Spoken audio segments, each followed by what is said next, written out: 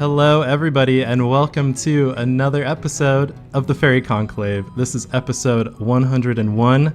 I'm your host, Alec. My pronouns are he, him, and I'm super excited to be joined by one of my all-time favorite guests that I've ever had on this podcast.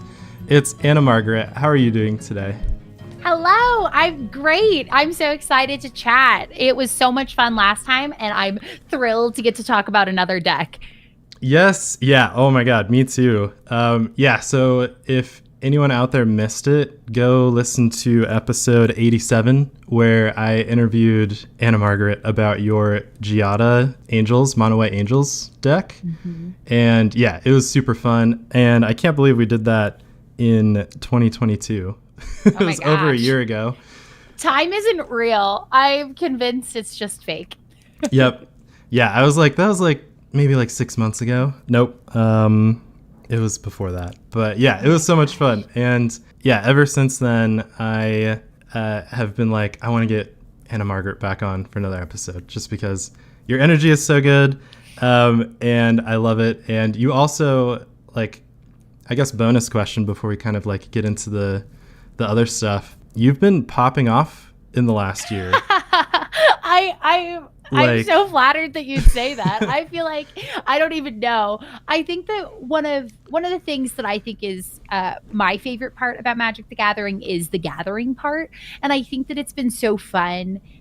In 2023, I got to gather with some people that I've really admired and looked up to and had some really, really awesome opportunities that at some moments felt really unreal. I was like, how did I end up here? Like, what is happening? But it was so much fun. And it makes me so invigorated and excited for 2024. And so I've been having a great time. And this is another thing that I'm super excited about, getting to chat with you and be involved with this. Such a highlight and so much fun. And so I have been traveling the past 2 weeks. And so this is one of the first things content-wise I'm doing in 2024. And so I'm just so thrilled that we get to open the year together. Yay. Yeah. And I was going to say, this is the first episode of 2024. And also I'm going to do I thought it was kind of funny. I announced that I would be starting season 2 of this podcast.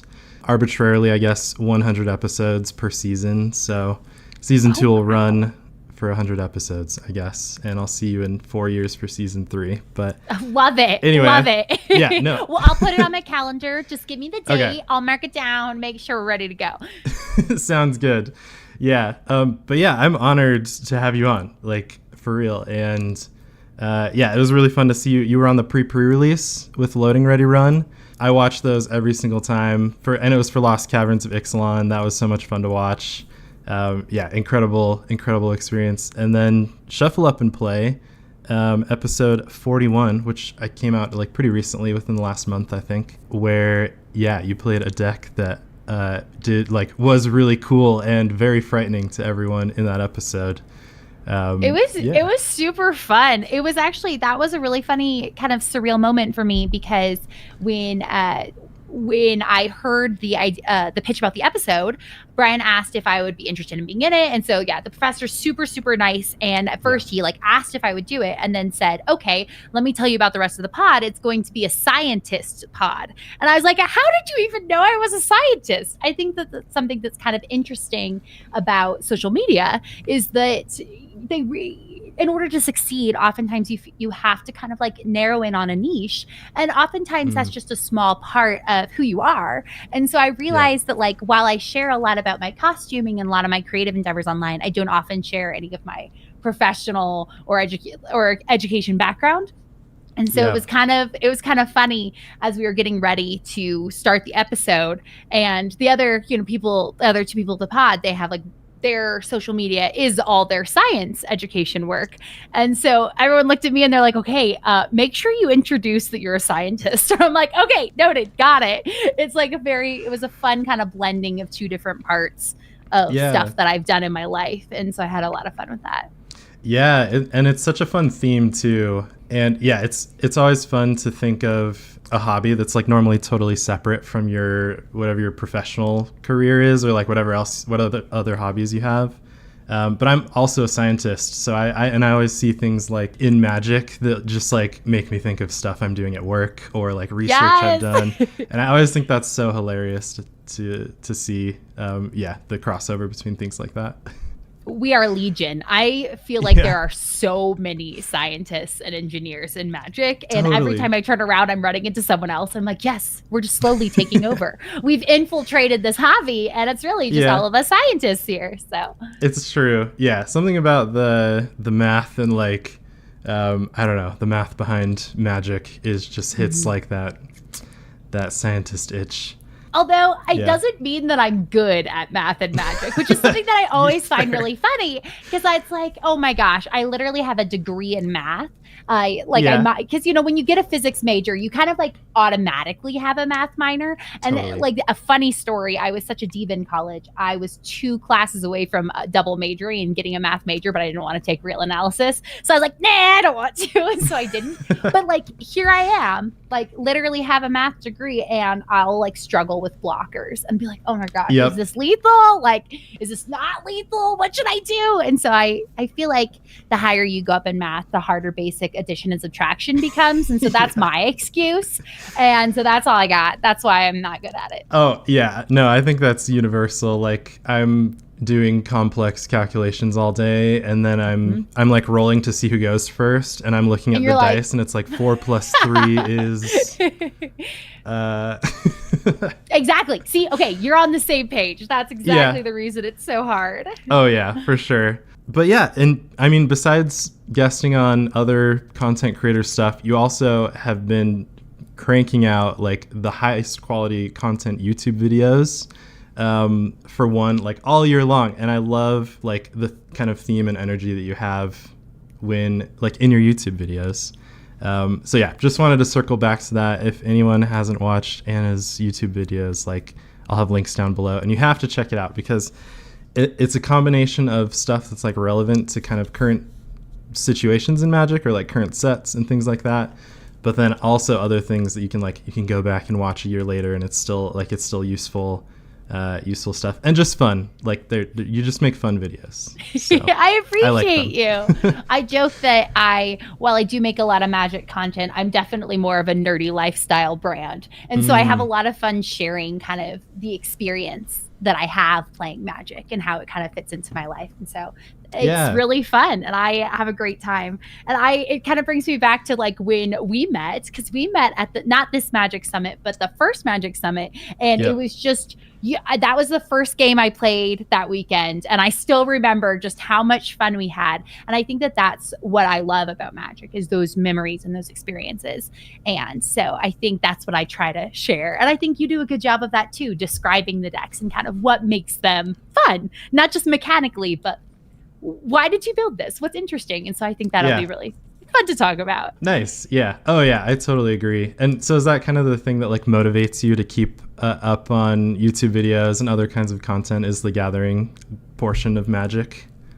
I think that what I found is that if I am passionate and excited about something, I am bubbling to share it. And so it's really a creative outlet for me that I enjoy. I have joked that YouTube's like my passion project, and I actually make all my money and do everything else.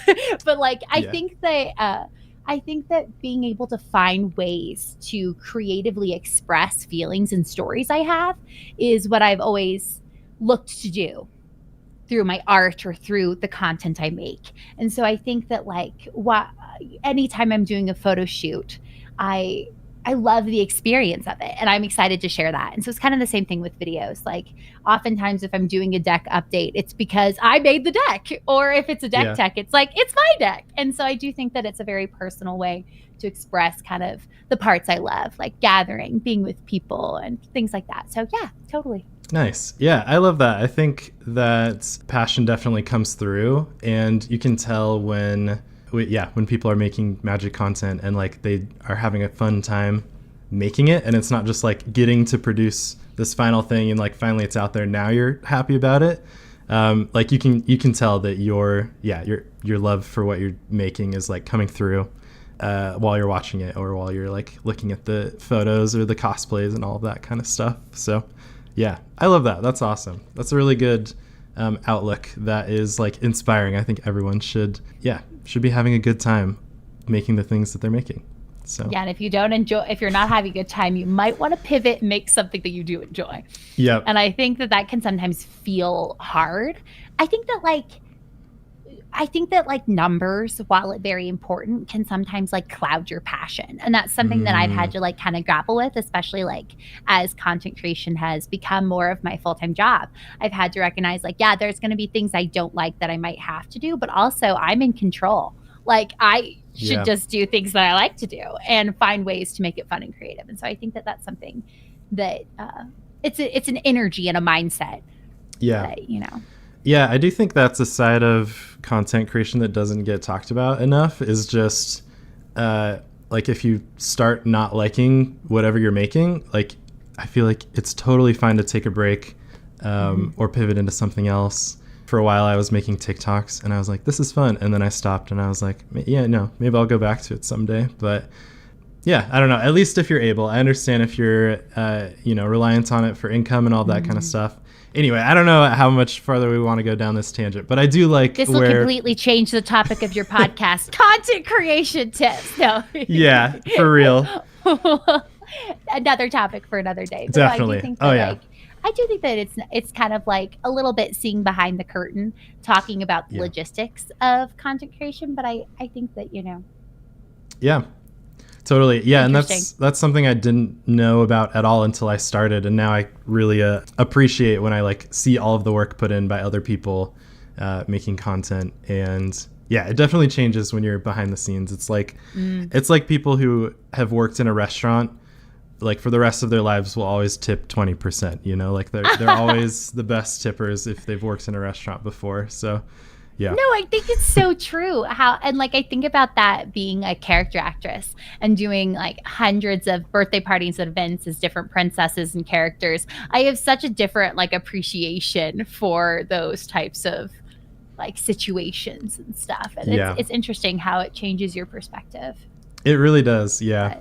Okay. Well, I think it's time to get into it. And so, yeah, the reason why I have you on this episode today is so I can ask you a bunch of questions about one of your favorite decks. And I think we kind of hinted about it earlier, but today we're going to be talking about a deck that you just recently played on Shuffle Up and Play. So I'm really excited to get into that. But really quick before we start, I want to give a shout out to one of my patrons at the Conclave Mentor patron level. So KG, thank you so much for being a patron. I also especially appreciate it lately because I haven't made a new episode in like 3 months. So thank you for sticking around for 3 months while I was taking a break. And I appreciate you so much for that. So yeah, let's get into the interview with my first question for you, which is, who is the commander that we're going to be talking about today, and like what inspired you to build this deck in the first place? Okay, well, my commander is Jinnie Fay, Jetmir's second. And so it's actually kind of funny. I had just sort of gotten into Magic. And so I've loved board games my entire life. I had a family board game night with my dad and my family every Friday growing up. And so I played so many games. I'm obsessed with Dominion, but I had only just recently been gifted a pre-con from my friends and played a little bit of Commander, and I was getting more into it, and I bought a bunch of new Capenna cards to draft kind of like the pre-release, and I opened Jinnie Fay and I was like, oh my gosh, I am obsessed with this card. I thought she was stunning. I immediately wanted to cosplay her, and I was really intrigued by the idea of a tokens deck, especially one where you could turn your tokens into cats and dogs. And so Jinnie Fay Jetmir second is from the Cabaretti house, or like group or faction from the streets of New Capenna.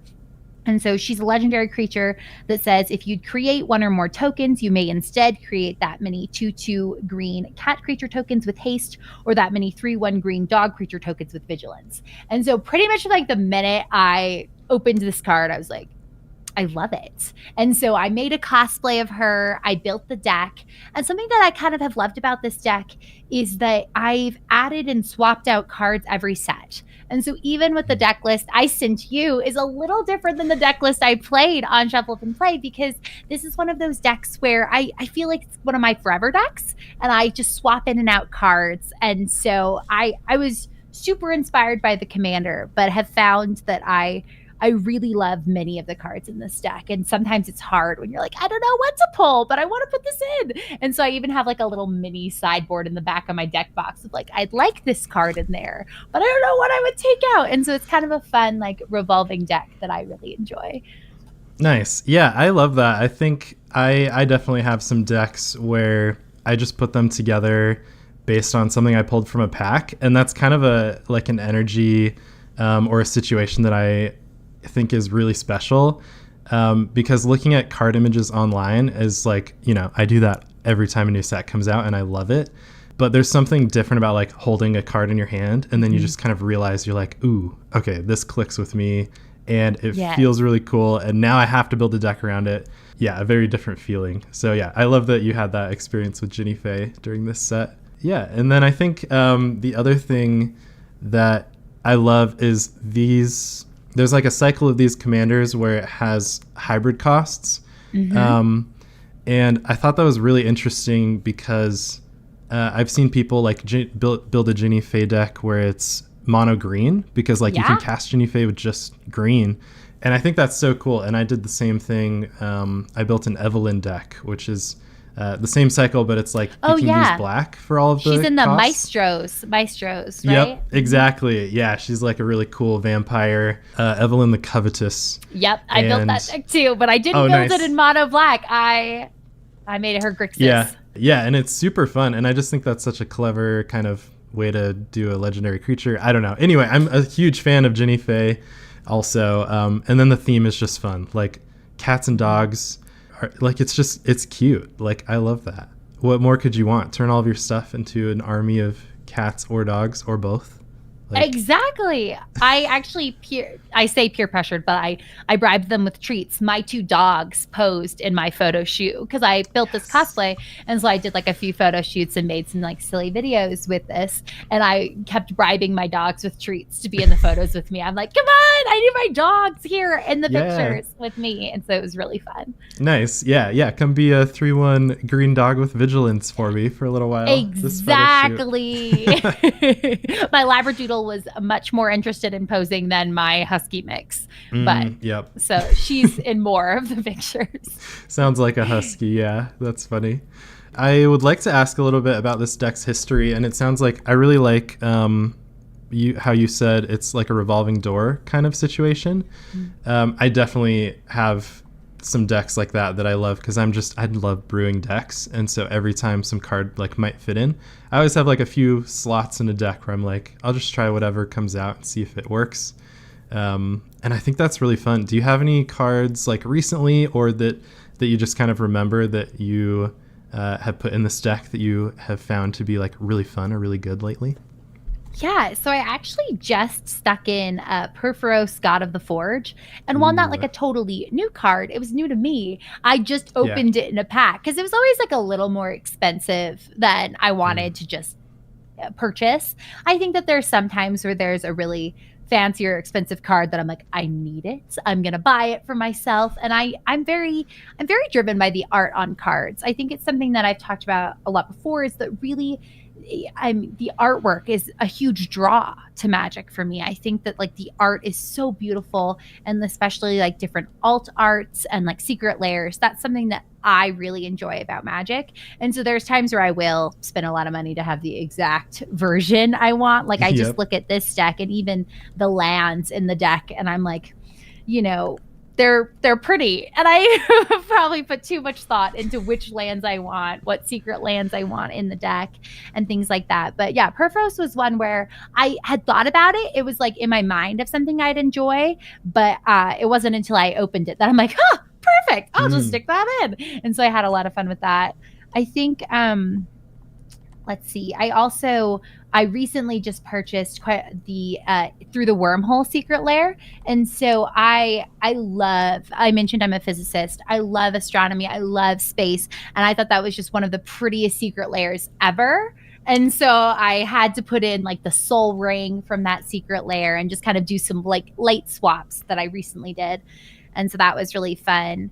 Let's see. I think, I also, this is kind of like a, oh man moment. I recently lost a game because of Elish Norn while playing this deck. And it was the game on Shuffle Up and Play. I was like, you've got to be kidding me. And I had Elish Norn in the deck. And then I took it out to put something else in because I had another deck that needed Elish Norn. And so I forget if I opened it or if I was gifted it. I'm not sure. But Elish Norn recently made her way back into the deck. And I put in a pretty foil version of her. I was like, oh my gosh, that's not happening again. And so I put it back in. And so those are some recent swaps that I just made. Nice. Yeah, I like it. And yeah, I think the Elish Norn situation on Shuffle Up and Play, it was just so hilarious. It was like, I think there were two. There were like two Elish Norns. And I was like, well, no token's going to survive this. But now that I have my own back in the deck. Yeah, the only way to counter an Elish Norn is just with your own Elish Norn. Like, basically, that's kind of what I was feeling, and so I needed to put it back in the deck. So I love that. Yeah, and I really like what you said about the art being such a big draw for you. I feel the same way. Like, a card could be twice as expensive in an art that I want compared to whatever standard version or a different version, and I'm like, it's just like such a, I don't know. The beauty of it is a big priority for me. I totally agree. And it's like, I'm like a little guilty about that. Like, it's a guilty pleasure, which I shouldn't be because it's a big draw for me. But I'll always splurge to get the special art that I want. Yeah. I think that's one of the best parts about Magic, though, because like you think about how beautiful all the cards are, and it's like you want to play with them. This deck is more than just a vehicle to play the game. It's kind of like an artistic expression, and I think that's something I like about Commander so much as a format. Like Commander and Oathbreaker, I can have my beautiful pet decks. Like I have an Oathbreaker deck I call my Liliana at the fashion show deck, and every single swamp is a different swamp. And there's like so many different secret lair swamps. Like it's just, I feel like these types of formats lend themselves to that type of creativity with deck building and deck, brewing. And so I really enjoy that part. Yeah, me too. Yeah, it's a really good like vehicle for your self-expression. And that's something that I like with my regular play group that I've played with for years on a weekly basis. We don't talk about that as much anymore, but we just had one of my friends who is a super long time board game guy was just like interested in getting into Magic in the last couple months. And I've been teaching him, and he's just like blown away by the art first before he barely cares about the mechanics. He's literally just like, the art on this is cool and I want it to be my commander, even if it's like, it doesn't really matter what it does. And I really appreciate that perspective. From a new player. And then also like the lands too. I always have special lands in my commander decks, either based on like the plane of where the commander's from, or just like cool art that I like from like your secret lair from with the planets and galaxies and stuff. And whenever I start playing my lands in one of the decks, he's always like, oh, can I look at those lands? Those are so cool. I love these. Where'd you get them? And I just love that reaction. That's like, brings me so much joy. So big part of this for me as well. Oh yeah. So when it comes to playing the Jinnie Fay deck, what is it that you just like most about playing it? So I call my deck It's Raining Cats and Dogs. And so that's kind of been the joke. Actually, it's kind of crazy that they just announced that they're releasing Wizards of the Coast is releasing one of their pre-constructed decks that they're calling It's Raining Cats and Dogs. And I was like, what are the odds? Oh my gosh, they're twins. And so it's kind of fun. I've called my deck this, and I already know I'm eyeing that deck because although it's not a Jinnie Fay deck, they're releasing a Rin and Seri deck. Yeah. I know that that's cat and dog themed, and I'm going to want all of the lands and whatever from that deck. But I call my deck It's Raining Cats and Dogs because my goal is to make cats and dogs. And so it's definitely a tokens deck, and I put a lot of token doublers in there as well as token cards that generate tokens. And I think what's kind of fun with this type of token deck is that I can make whatever type of tokens I want, and they will become cats or dogs. And so there's some fun ones, like especially there's a new a new card from the Lost Caverns of Ixalan that makes map tokens. And so it's like kind of crazy that for this, it's an adventure, one of those adventure cards. And so like you can cast the sorcery version for 1 green mana, and it creates X map tokens where X is 1 plus the number of opponents who control an artifact. And so it's like, oh my gosh, like, yes, those could be map tokens, but like think about for 1 mana, how many cats I can have. And so my goal is definitely just to make a lot of cats and dogs. It's funny because I don't have any cats. I just have dogs. But oftentimes when I play this deck, I do love the hastiness of cats, and so I find myself making more cats often than dogs, also because I love alt win conditions. I think they're really fun. And so in this deck I run Halo Fountain, and I have actually won using Halo Fountain twice with this deck. And then I've also fizzled my win once when I forgot that dogs have vigilance and they don't tap when they attack, and so I couldn't untap them to win, and I was just staring at it. I'm like, oh my gosh, what was I thinking? And so I typically lean towards making cats, but my goals are definitely make a lot of tokens, swing with a lot of creatures, and kind of have that like big token synergy. Totally. Yeah, I really like how Jinnie Fay is so flexible when it comes to tokens. Like I don't think there's any other commander that does something very similar to this, because you can, like, for example, bootlegger stash. If you need the mana, like you just use it to make treasure tokens. And that's always an option. And you can just like whatever tokens the card is originally making, you just leave it that way if you need that. But then you also have the flexibility of just making a whole bunch of creatures instead if you want that instead. Exactly. And Bootlegger Stash is one of those fun cards. Like I know when it was first, I think previewed, people were like, oh, this is going to be broken. And then people swung the other way and they're like, no one uses it. It's terrible. But I actually love this card in this deck. And I've played it many times. And I think it's unbelievably fun, especially if there's a token doubler out there, to just get so many cats. Like it's great. If you have enough mana to cast Bootlegger Stash, you probably have enough mana for those cats to feel very threatening if you get a cat, for real. Each time. And so I think that the flexibility of Jinnie Fay is something that I love so much, and it adds a lot of fun decision making to playing the deck, but that doesn't feel too formulaic. I sometimes struggle if I have a deck that is very I don't want to say straightforward. That's not exactly the word I want, but it's kind of the idea of if there's like a certain path that the deck does well, and if you stray from that, it doesn't necessarily do well. I appreciate that. I appreciate that there's lots of ways you can take this deck, and I really enjoy playing my deck just because I feel like no matter what cards are in my opening hand, it's fun for me. I don't have to necessarily, it's not like sometimes when I'm playing standard or whatever, like I want a certain opening hand or I want a certain path to victory. And I enjoy playing this, especially in kind of that mid-high power casual range, just because it's fun. There's lots of fun ways forward. There's lots of fun ways to generate tokens in an interesting way. And so I really enjoy that about the play pattern. Totally. Yeah. And I think when I have been trying to build decks in probably the last year or so, that's exactly what I look for, is for commanders that like give you lots of decisions to make, lots of options. And those are always the ones that have like high variance in what happens in their games, but not necessarily in like a power scale of variance, just like of different things happening, but you still feel like you have synergy and that like your deck is doing something. That's exactly the kind of thing that I have been looking for in commanders. And this is exactly it. It's like you can just go ahead and then, whatever's happening on the table too, like maybe you want the hasty creatures to get in like before they can start blocking, or maybe you need to be blocking also. You can make the dogs instead.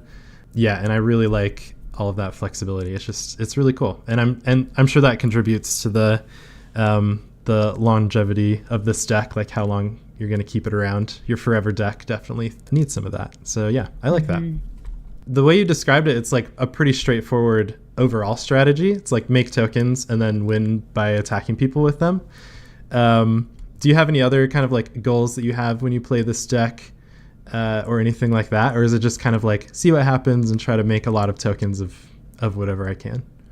Yeah, I think it depends on the game. I mentioned that Halo Fountain's one of my pet cards. I put it in a lot of decks. I actually had it in my Giada deck, I think we talked about. I have it here. I like it. I think it's fun. Like I mentioned, I'm a huge fan of alt win conditions, and so I really enjoy that. I think also I sometimes have a mini goal of just seeing how many tokens I can make. Ooh. I think that like my goals in games aren't always necessarily to win. I think it depends on the situation. I am a really competitive person, so there are times where my goal is to win. But I think that like in these types of social formats, that might not be my goal. And so I know that I've had up to 52. I've made 52 tokens in a turn, and that was wildly fun. I think that there was one time where I lost because somebody used a deflecting palm when I was swinging for over 4,000 with my Devilish Valet. And so that was fun. I don't think I'm ever going to top dealing that much damage to myself, but that'll obviously be a goal sometime I play. Like, we'll see if I can pull that off again. That was pretty crazy. And then only after the game did I realize, I'm like, oh no, I had something in my hand that could have, oh well, too late now. Like, I could have stopped it. But so things like that, I think that while the goal of making tokens is generally my goal, I think that there's lots of ways to have fun with that kind of archetype. Totally. Yeah. Some of my favorite decks I've played are just like simple token decks of whatever kind. And then you just kind of like see what happens, see what you can do with them. And I meant to say, I really like what you mentioned about Halo Fountain, because for people out there who want to build a Jinnie Fay deck or just a similar deck, I think that note that you had about how the dogs have vigilance, which all of Halo Fountain's abilities require you to untap stuff. And I love that you mentioned this because I play Halo Fountain. I have a really silly Myojin of the Blooming Dawn commander deck. Wait, I think I have that in here. No way. Do you really? No, wait, do I? Wait, let me look. Yeah, I literally do. I have Myojin of the Blooming Dawn in the deck. Yes. Okay, we are literally the same. So I've been wanting to build a mono white deck for a long time, and I wanted it to be something that I could, because a few years ago people are like, mono white's the worst. So I was like, I'll prove you wrong. And eventually it morphed into a Myojin deck just because I thought it would be a cool thing to have like an 8-mana mono white commander that just seems silly with like lots of hoops you have to jump through. But one of the things I found is there are a lot of white kind of like token deck related cards that give your creatures vigilance, just like as an add-on. A lot of cards do that. And of course I was playing a lot of them because they're powerful. But yeah, I was trying to win with Halo Fountain, and I kept realizing I can't use this because everything has vigilance. Yeah. I can't even like. I know. It happened to me one time, and I'm pretty sure my younger sibling will never let me forget it because it was funny. I think I did still end up winning the game, but it was more out of spite at that point. Like, okay, well now I'm just swinging with all these dogs. Yeah. But nice. It is kind of funny. White does give a lot of vigilance, but. Yeah, and that's a good example. I can't believe I'm obsessed with this card. It's love it. It's funny that you had a commander deck. And I feel like it has actually been really useful in this deck. Because, making a 1/1 colorless spirit creature token for each permanent you control is great. But what if you're instead making a 2/2 cat with haste? Then it's basically like a win condition, So good. So I think, or like a dog. And so, I had a lot of, I run that card. It's great. Totally. Yeah, I will say in mono white, it's still not great. There's a lot you have to do to make it good. Like crashing drawbridge to give them haste is kind of your only option. But yeah, with Jinnie Fay, where you can essentially like turn all of those, because it makes a million spirits. Like you're making like 20 of them. When you activate this, usually something like that. And turning them all into 2-power hasty cats. Oh, that's so much better. Yeah, I love that. Cool. Okay, that makes me even more excited that I have this deck. But yeah, I think it is good to be aware of those kind of like non-bows with Vigilance and Halo Fountain. And this is it's reminding me of Joey from EDH Rec did a video exactly on this topic. It's like non-bows or like anti-synergies in your deck, but that you still play. You just kind of have to be aware of them. Like if you know you're going to play Halo Fountain, then you probably just want to be making cats instead. And that's like a pretty easy thing to do once you're aware of that little situation there. So yeah, I like that. And then kind of, I guess, on a similar note, what would you say this deck's weaknesses are when you go to play it? I feel like any like creature token or creature centric deck is going to be very vulnerable to board wipes. And so I think that like I definitely do run cards to kind of attempt to mitigate that a little bit, like, you know, King Darien or different things that can give your tokens either indestructible or can protect them in some way to like not have all your tokens just immediately removed before they could do anything. I think that I found in playing that when you make a lot of creatures or you make a lot of tokens, you do kind of immediately put a target on yourself. And something that I've kind of discovered with playing is that games are more fun if you are the threat or the villain, you just acknowledge it. And so I try to always be like transparent, like, hey, I'm gonna make a lot of things. Just so you know, that's what I'm doing. Or like, oh, my goal is to try to make as many tokens as possible. Like I personally don't really love board wipes. I have only one board wipe in this deck, and I have found that I don't think I've ever cast it when playing this deck. I just don't know if it's ever happened. But I do run one. But I think that I tend to only cast a board wipe if I think I can win either that turn or the next turn. So I lean more towards one-sided board wipes if I'm going to put them in a deck, or if I'm like, okay, like if I do this, I will set myself up for success if I have some way of doing that, whatever. And gotcha. So, but I also recognize this deck's very weak to that. Your creatures are only helpful if they're on the board, not if they're like in the graveyard or exiled. And so I think that that is definitely a weakness. But I also don't think that that's necessarily like a bad thing. I think that if you become too threatening, somebody should stop you. And so if I'm becoming too much of a threat, definitely wipe my board. Or like, hopefully I have something in my hand that can stop you from doing that, or I have some way to protect them. But totally, I think that's a predictable weakness. I think another one that I know that I have, and I know I need to fix it. That's why I'm like looking over here at like, say, Guardian Project that's off to the side as like what I want to put in. I sometimes have noticed while I do have card draw in the deck, I think that is one area that I know I could put more in. And I think that like it's funny because you'll be like, oh, but wait, I want to have things that make tokens or things that double my tokens. And then you're playing and you're like, oh no, I should have put more card draw. And so I think that that's something that I sometimes, a trap I sometimes stumble into, because really the more cards you have, the more options you have. And I know that and I want that, but I still sometimes am like, oh man, but it's so pretty. I could put in this card instead. And so I think that like, while it's not a major like weakness of this deck, I think it's an area I as a deck builder can always improve upon by having more card draw. So I'm just gonna say probably that too. Totally. Okay, I love all of that. I think the thing that I also see when I'm playing my Myojin tokens deck is it does get pretty scary pretty fast.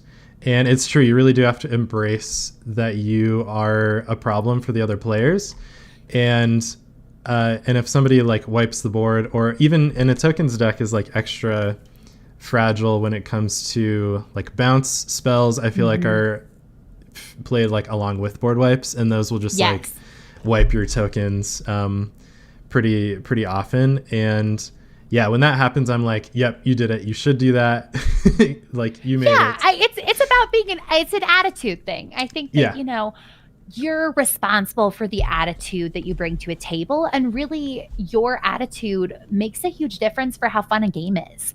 Like it can be someone's favorite game, or it could feel bad and feel salty depending on what energy you bring. And so I always try to bring a positive energy and recognize that like some games are going to feel really explosive and that'll lead to victory. Some games will be really explosive and that'll mean that I will immediately become a target and will do nothing else the rest of the game. And that's fine too. And like both can be really fun, and that I have that power to influence the feeling of the game for other people. And that's really special. And that's really cool. And I want them to leave feeling like, wow, did you remember that moment where I just wiped her entire board? Or like, oh my gosh, like she couldn't even play anything because there were 2 Elish Nords on the board. You know what I mean? So like I have the power to control the energy, and I try to always make it fun and good. And when you're playing a deck where like the goal is to have maybe a very big or explosive turn or a lot of creatures, or like, especially if I want to like double things more than once. I think there was a time where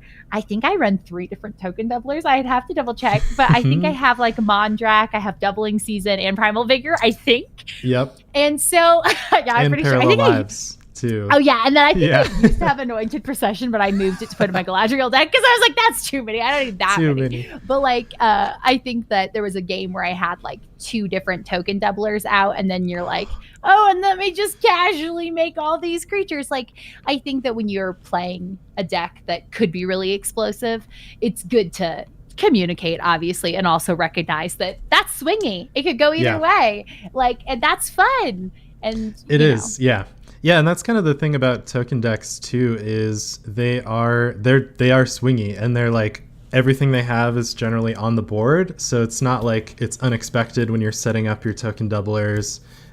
Like, people can see it coming, and I always think that creates a really fun story, whether you killed everyone with a bunch of tokens or whether you almost did and they were able to stop you, or if you had like heroic intervention at just the right time. All of that is exciting, and and all of it makes it like, those are the kinds of games that I want to play of Commander, stuff where you get to see people do their thing and it's exciting whether you win or lose. I don't really care about that as much, so I love that. I think that's a really good outlook that everyone should have. As far as the kind of like card draw deck building thing goes, that's a really interesting one, because I also have a hard time with that sometimes. Because a lot of commanders draw cards. Mm-hmm. And then what I tend to do is I'll like overcompensate for the ones that don't. So I'm like pondering into a Serum Visions, into a Read the Bones. I'm like, okay, I've played 4 spells this turn, but I only drew like, I've like filtered a little. I don't know. I definitely, it's like a balance that's hard to find. So and I feel like you find it as you play the deck more and more. And so I do think that I have a lot better. I know that I have better card draw than I did when I first built it, because I know this was one of the first decks that I built, not the first, but one of them. And so I do know that I'm like, at first it didn't. I don't know. I'll have to play some more and I'll let you know. But I think it's gotten better. Totally. Yeah. And then, one other thing I've kind of noticed in decks that you like make a couple changes to every set or so, it'll kind of like, after a year or two, it'll you might have realized like, oh, I took out like a few too many lands for other things, or I took out some like it. The tiny changes over time add up to something that like maybe needs to be fixed and adjusted, like in a bigger scope, I guess. That's something I've noticed. I do think that thankfully it's tempting to swap out lands for cards, but something I've noticed about myself is the more I like my lands, the less I'll do that.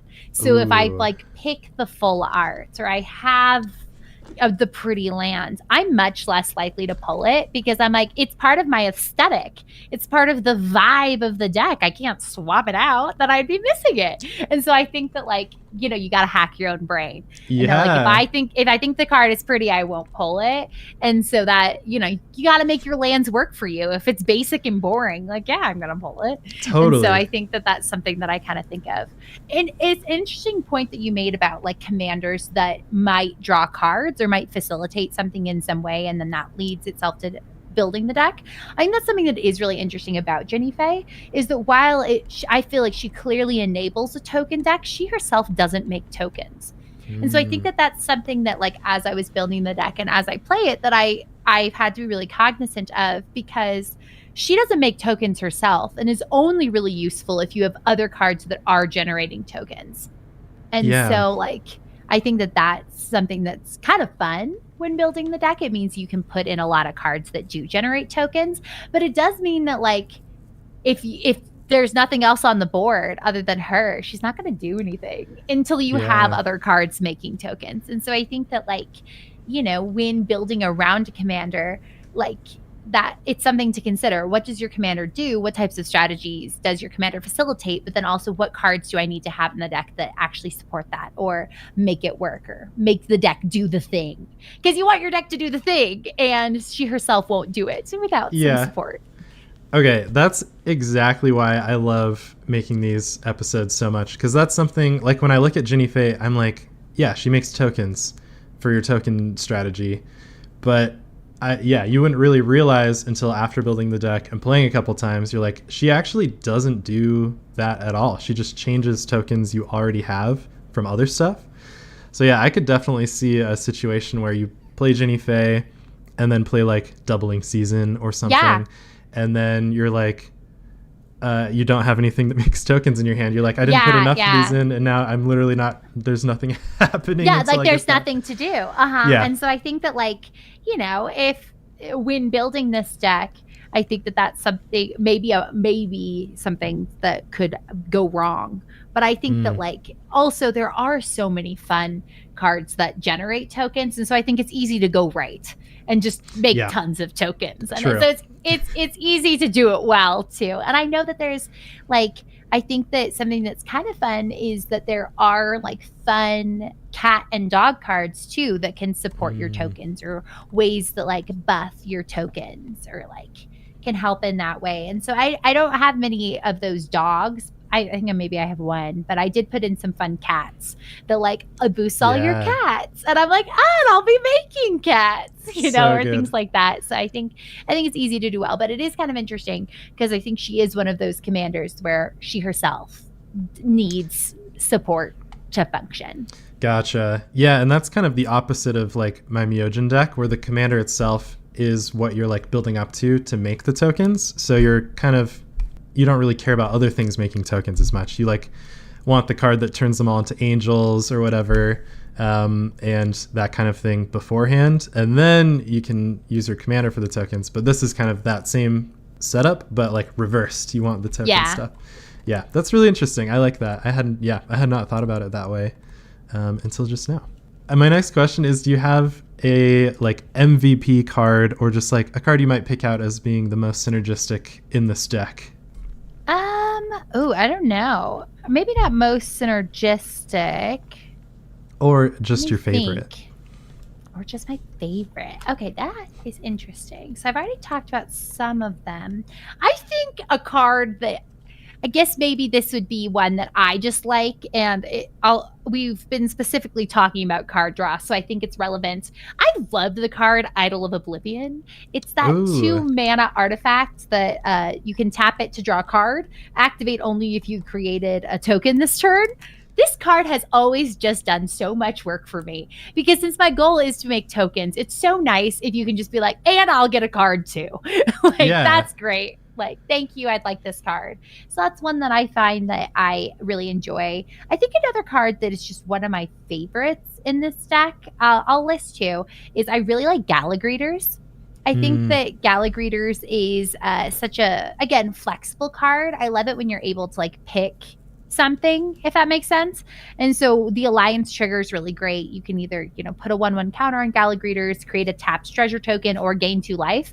And I find that that's nice. I like being able to have kind of like a inexpensive or like low mana card that can give me a flexible token, whether that's a cat, a dog. Yes, it enters tapped, but the next turn that can be really nice. So I kind of look at that. And then maybe another card that obviously I really like the ones that do big things, like I like Grand Crescendo or, you know, Heroic Intervention. Like those are all fun. But I found that like there's a card I put in, Prosperous Partnership, and it's not like a super useful card. Like I feel like I wouldn't put it in any other deck, but I do really enjoy it in this deck.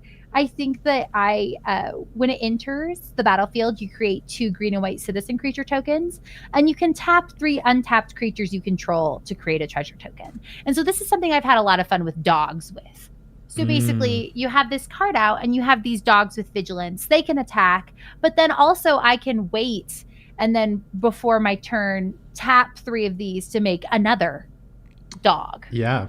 Or something, or a treasure. And so that's been kind of a fun way, especially when like, like I said, Jinnie Fay herself doesn't make tokens, just kind of like a way to utilize my creatures to maybe make another token and get something there. So nice. I think those are ones that are kind of fun, more utility flavored cards that I've been like, oh, I'm glad past me put that in the deck.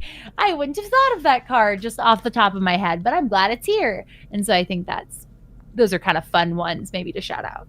Totally. Yeah, I like Prosperous Partnership a lot in this because it's like it's a card that will make tokens, but then it like sticks around and has some extra utility for later on. You can like use it to continue making tokens later. And yeah, and I gotta say, like, Idol of Oblivion has just gotta be an all-star in any card, any deck that makes tokens. Like any token deck, it's only 2 mana. It's like, what? It's so good. I stick it everywhere. I feel like you have those cards that you just like put everywhere, and that's one for me that I guess I run a lot of token decks. I'm like, this is going everywhere. Like, so good, especially with treasure tokens being, a token. I end up sticking this everywhere. I'm like, yes, card draw. So good, and I like in this deck especially that it's like cost 2, so you can play it on turn 2, and then you like curve that into Jinnie Fay on turn 3, and then after that you're just like tokens, drawing cards, making tokens, drawing cards. And also kind of hilariously, if you get to that 10/10 Eldrazi token ability, probably one of the few times you don't want to change it into a cat or a dog. You can just leave it. I guess. I don't know. I don't think I've ever done that. Like, I don't think I have either. I've joked that I run this in so many decks, but I don't think I have ever made the Eldrazi creature token. But no, I think there's a lot of fun cards that I enjoy playing. I think something that is kind of fun is Jetmir. I know a lot of people will build Jetmir decks, and they might have Jinnie Fay in the deck. And I think it's really fun to have a Jinnie Fay deck that runs Jetmir Nexus of Revels in the deck, because it's just so good. Because Jetmir gives creatures you control get +1/0 and have vigilance as long as you control 3 or more creatures. They get +1/0 and have trample as long as you have 6 or more creatures. And they can get +1/0 again and have double strike as long as you control 9 or more creatures. In a token type of deck, it's very easy to get 9 creatures. And then your creatures are getting +3/0 with vigilance, trample, double strike. So if you have like a 3/1 dog that becomes a 6/1 dog with like double strike and trample, like it's just wild. And so I found that Jetmir has ended up almost like a win condition for me, like especially if like you wait to play it and then just like swing. It's been very fun. And I also think it feels thematic because she's Jinnie Fay Jetmir second, and then you run Jetmir Nexus of Revels, and so I enjoy having that card in the deck too. I feel like there's, when you have a deck for a while, that's like it's one of my favorite decks. And I end up like putting lots of signed cards or like, fun things. Like there becomes a lot of cards that you can be like, oh yeah, I remember getting that signed at, Command Fest, or like, oh yes, one of my friends mailed me. So like, one of my friends sent me the autographed Jinnie Fay card and like a poster of her. And so it's like, you have those kind of memories associated with different cards. And so I think that's a tricky question because there's so many that I'm like, it's that one. Or like, I remember a story of playing that card, or, different things like that. Or like, I have like the Elspeth Sun's Champion that came in the Advent calendar, where it's one of those planeswalkers where instead of having like the really nicely laid out loyalty abilities, it's all just written as a paragraph, and it's silly and it's ridiculous, and I have to stare at it every time I play it like, what does this card do again? But I love it, and it's pretty. And so that's another one that I guess could be considered a pet card, because I'm like, it's so hard to read, but I'm obsessed. The art is pretty. I put it in there. And so I don't know. Oh yeah, totally. No, I don't think like your favorite cards or your pet cards. I love things that are like, this card is just not great, but it has like a memory associated with it, or like an event I went to or something like that. One of my like most prized Magic possessions, one of my friends who had like moved far away just randomly sent me a murder that he had signed. And just like randomly getting that in the mail, I was like, I'm framing this, and I've just had a signed murder framed, and it's like one of my favorite cards. Yeah, and stuff like that I think just is really special. So and I think it's cool. It just like for me, what I want is when I'm playing is every card I look at, if it makes me smile, it doesn't matter if it's because it's good or it's like gonna be the card that wins me this whatever situation. It's like because I don't know, it's fine. Somebody, it's silly, or like somebody doodled on it. I don't know, like it makes me smile, and that's what matters. I love that. I feel exactly the same way. I think that there's the cards that are really good that you're like, oh yes, if I get Champion of Lambholt or Beastmaster's Ascension, like I'll win the game. And then there's the ones that are really fun that are like, it showed up, so cool, like gotta play that one. And so I think it's part of the joy, like we mentioned earlier, of deck building, is that it can be very personal and very fun, especially with Commander. And so I think that there's a lot of kind of favorites or fun cards in the deck. But circling back to your question, are there any MVP or most synergistic cards? I don't know if I answered that question, but I'm sure there are. Like maybe Champion of Landhold and Beastmaster's Ascension. Maybe I can say those are the most like synergistic. Gotcha. Yeah, it's kind of hard because especially tokens in green, white, and red, like all of these cards are working together in some capacity. And hopefully, if I did a good job, hopefully, I think so. I think they're mostly there. Yeah, totally. Yeah, and they all, play different roles in the situations, whether they're like making tokens or making them bigger or like doubling them or whatever. I like it. So it's kind of it's hard to decide for sure. Yeah, totally. Nice. Okay, so I am excited to hear about this question, which is, do you have a favorite like in-game moment that comes to mind that you had while you were playing this deck? Okay, so I feel like I already alluded to this earlier, but kind of funny in-game moment is there's a card, Devilish Fillet, and it's from the New Capenna, the Streets of New Capenna, and it has Trample and Haste and an Alliance trigger that whenever another creature enters the battlefield under your control, double Devilish Fillet's power until the end of turn. And this is just wild. As someone who loves math as much as me, you know that it goes crazy, like so fast, being able to double the power every time a creature enters the battlefield. And so with a tokens deck like this, you can get a lot of creatures entering the battlefield. And so there was a time where I got Devilish Fillet's power over 4,000 and has Trample and Haste, and I swung and I had already knocked out the other two members of the pod. So it was just me and one other person. And in hindsight, I think I had like Boros Charm in my hand, and I probably could have done something, but I didn't do anything.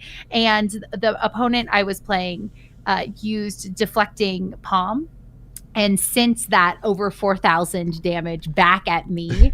And it was just the funniest moment. Yeah. That it was just ridiculous. I was like, okay, first, it's ridiculous that I'm swinging with a creature that has power over 4,000. Yeah. Second, it's ridiculous that it's getting swung back at me. And I'm just like, yeah, that's it. That's game. Like, you got it. And so it was ridiculously fun. And I think I took a picture and I was like, this is wild. Like, I lost so well. And so it was great. That was at MagicCon Philly, and it was just so much fun. So good. Yeah, I think some of my favorite stories in Commander have come from Deflecting SWAT. Similar cards like Ink Shield, Comeuppance is very similar. And yeah, those things where it's like, I have you for sure. And then it's like, actually, you're going to be doing that damage to yourself. And I just think that's so funny. It was so fun. And so it felt really thematic and perfect. And so I think that's probably my favorite in-game moment with this deck. It was really fun. I think if I had to pick one other, I always really enjoy when other people play decks that I've built. It kind of feels like handing something off and be like, here, enjoy this thing that I made and that I spent a lot of time on and that I love. And so every time people have played decks that I've built, it feels like such a fun like privilege to get to share that with somebody and have them kind of experience the deck. And so I was playing, my dad is also a physicist. He's way smarter than me. My dad has an equation named after him. He found the mass of the Milky Way. So my dad is incredibly smart. And I love playing Magic with him. And I built him decks for big holidays. So I've built him, I think, 2 different decks. And so he'll play whatever decks I build him, and he enjoys it. And so one time he played this deck, and it was wild. I lost really badly, but it was so much fun to see him be like, wait, do I get 15 tokens? I'm like, yeah, you do. And this is such a problem for all of us. Like, it was so much fun. And so I think when we were playing, he, I think, played impact trimmers. And I think we all died that way. I think it was just impact trimmers. Whenever a creature enters the battlefield under your control, it deals 1 damage to each opponent. And so I'm pretty sure we just got knocked out by tokens being generated. But it was really fun. And it was so cool to see kind of the cogs ticking for him and be like, oh, wait. Oh, wow. Okay. That's a lot of tokens. And I'm like, I did it. I did the thing. It's doing tokens. And so I sometimes love to see other people succeed, whether they're playing my deck or similar strategies. I know when Kyle ended up winning, Kyle Hill ended up winning the Shuffle Up and Play episode that I played this deck with, and he won with Infinite Cats. I was like, what? This is perfect. Like, oh my gosh, I had no idea you were also sneakily trying to get as many cats as possible. Look at us. And so I think those are all fun memories and moments with this deck. Yes. Yeah. It's so rewarding to like share your deck with somebody that you have so much heart and soul in, and then see them like working it out and enjoying it and like doing something.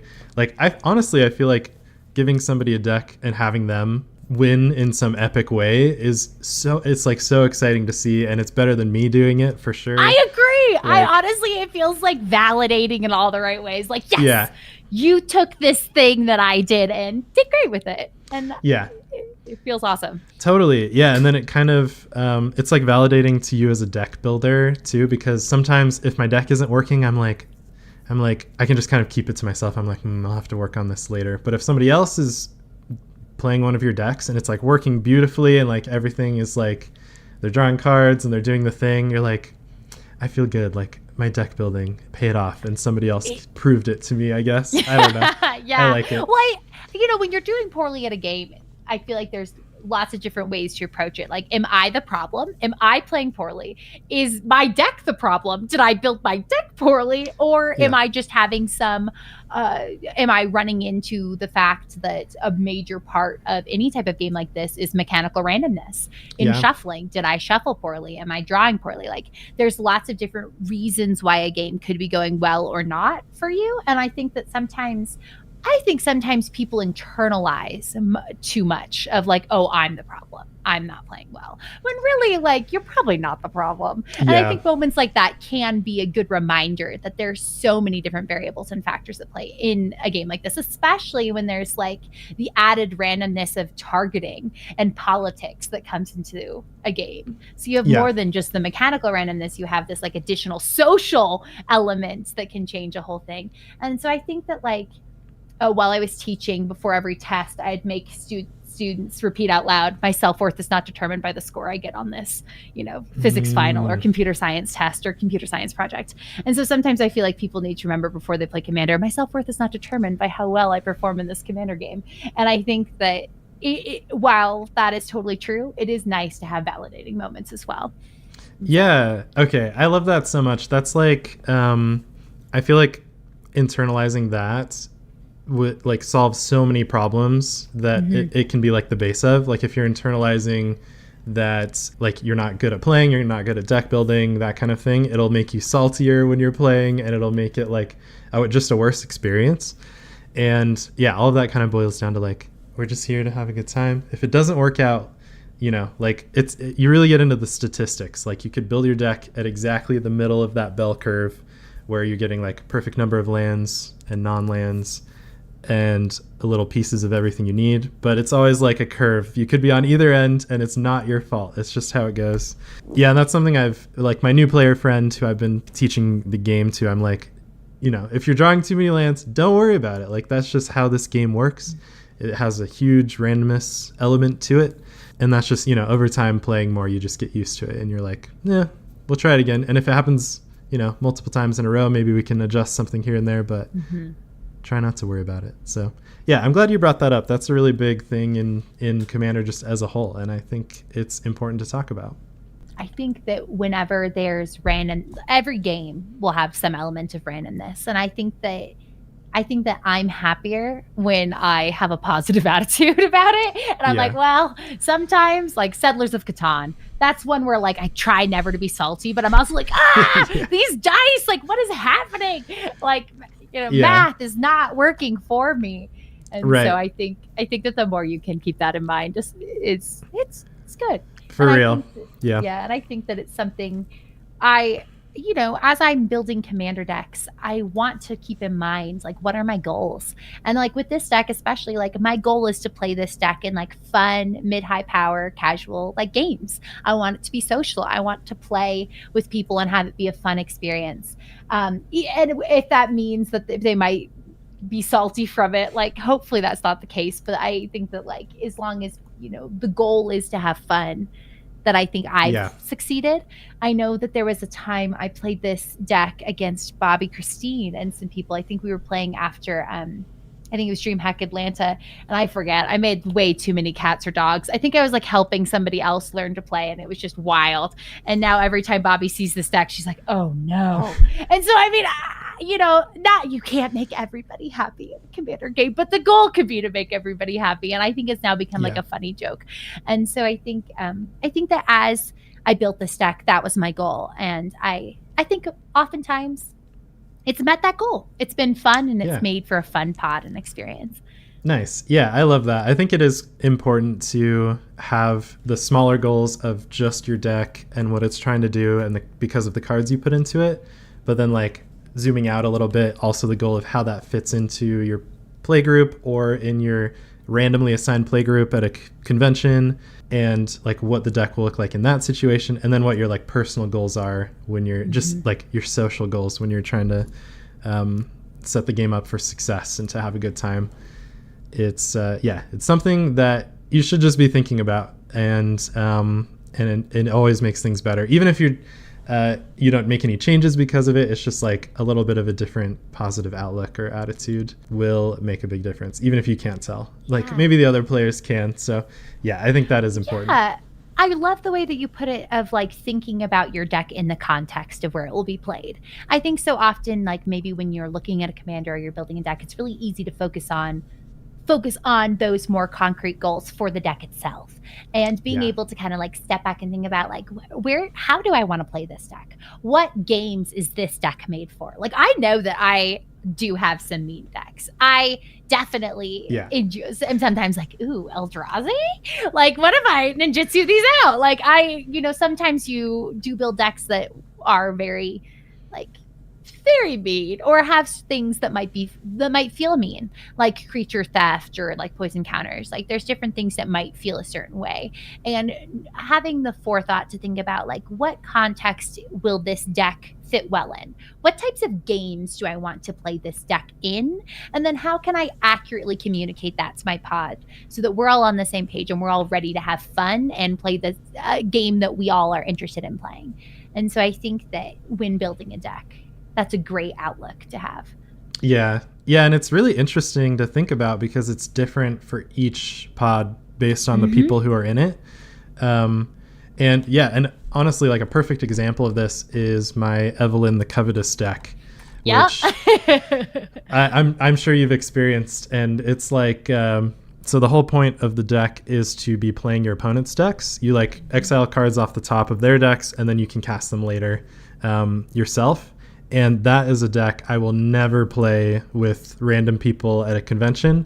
I just won't, because it's a lot of like me touching their cards. It's a lot of, I have like, half their deck on my side of the board. I'm trying to organize it. It's just a deck I will only play with my play group that I, have been playing with for years, and we're all very comfortable, and I can, nobody's worried about anything happening with their cards, and it's not like busy people moving around.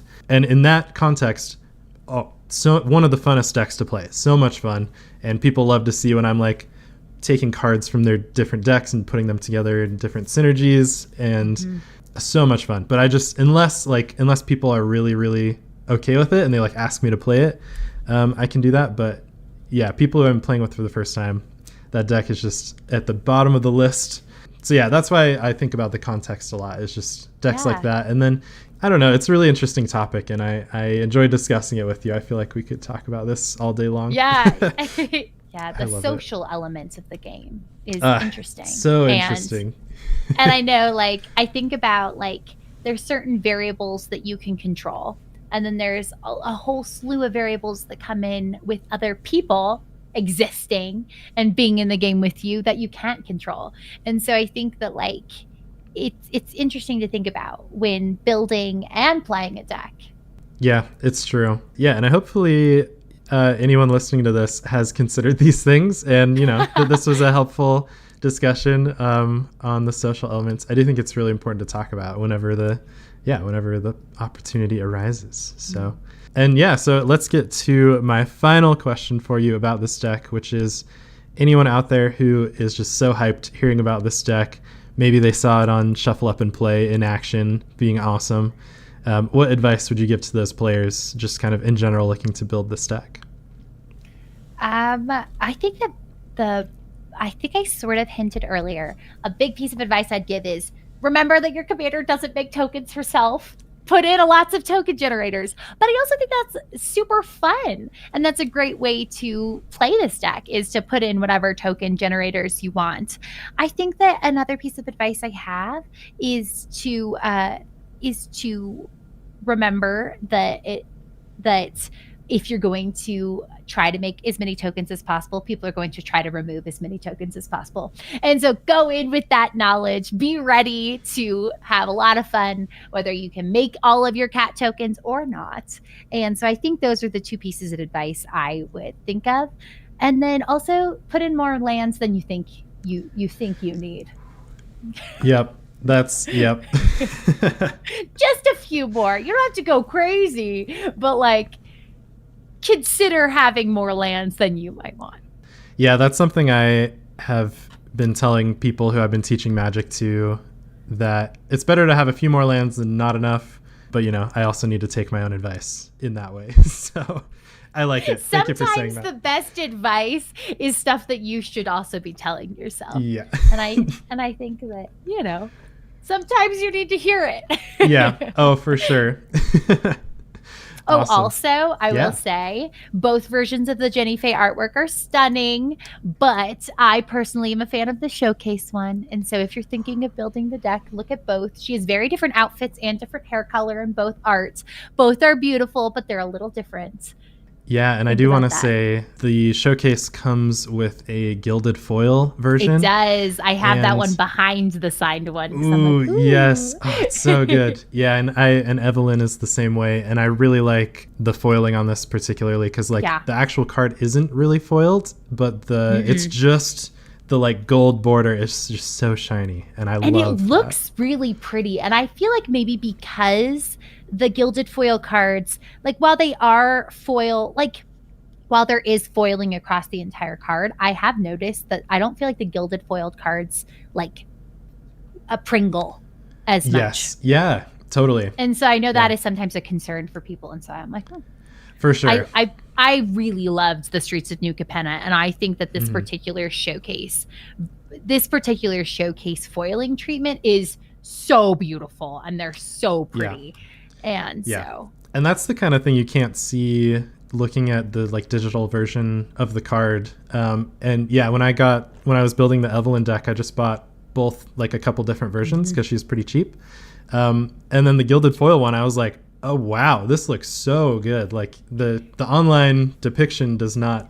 Yeah, it doesn't do it justice. Yeah. It's so pretty. And so I think that it's quite stunning, and that's fun. Yeah. And I think that like the kind of cool thing that they did with the Streets of New Capenna is that so many of the Cabaretti cards fit really well with commanders of that typing. Kind of like the same thing you probably saw with your Evelyn the Covetous deck with the Maestro cards.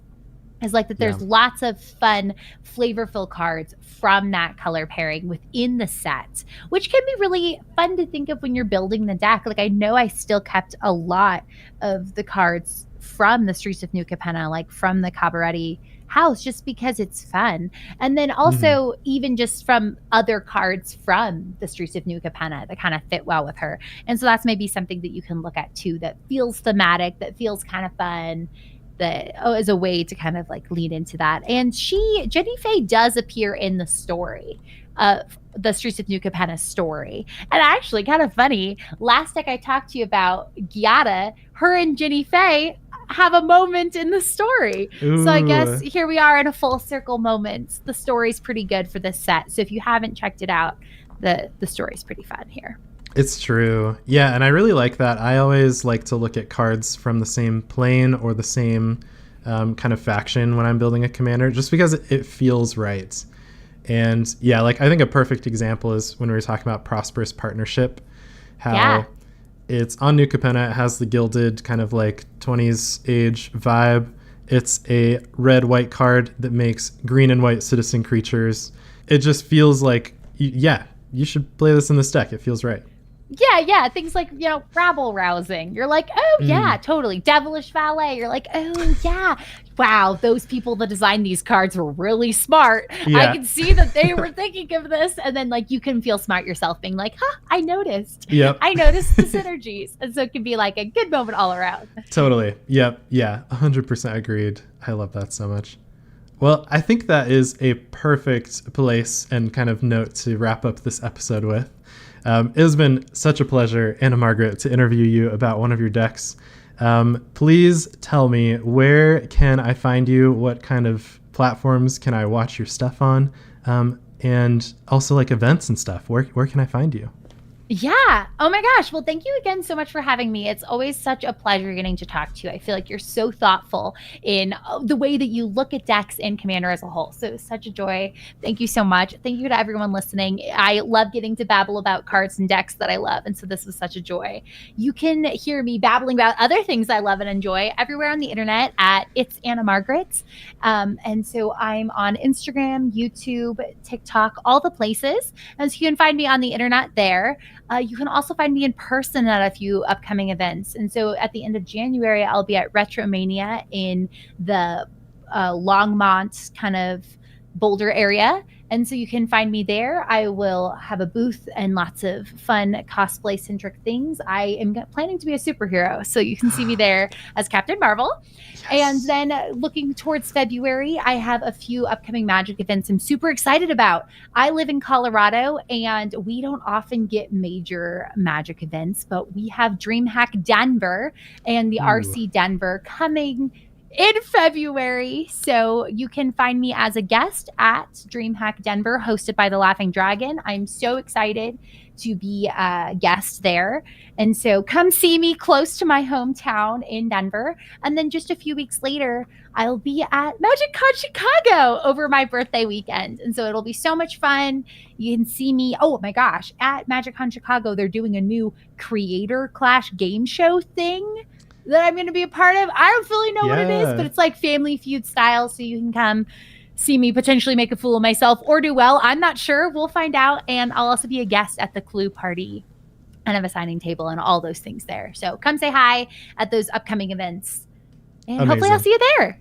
Yeah. Yeah. And I will be at MagicCon Chicago just to celebrate your birthday. That's the only reason it's perfect. I'm going. Okay. We're going to have a pod. We're going to play our token decks. It's going to be great. Everyone come find us and play Magic. Yes. Yep. We'll be there. Let's do it. Happy early birthday. Yay. I can't believe I'm going to be 30.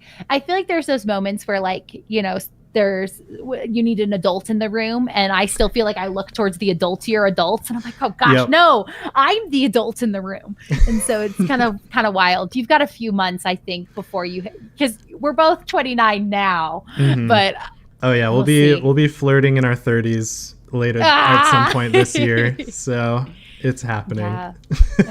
It's time. But anyway, it'll be so much fun. And hopefully we'll see everybody there at these events. Yes. Yeah, definitely. Yeah. And then one last shout out to every single patron at the All That Glitters level, which I only have one of, and it's Jeff. Jeff, you're the best. Thank you so much for being a patron and listening to these episodes.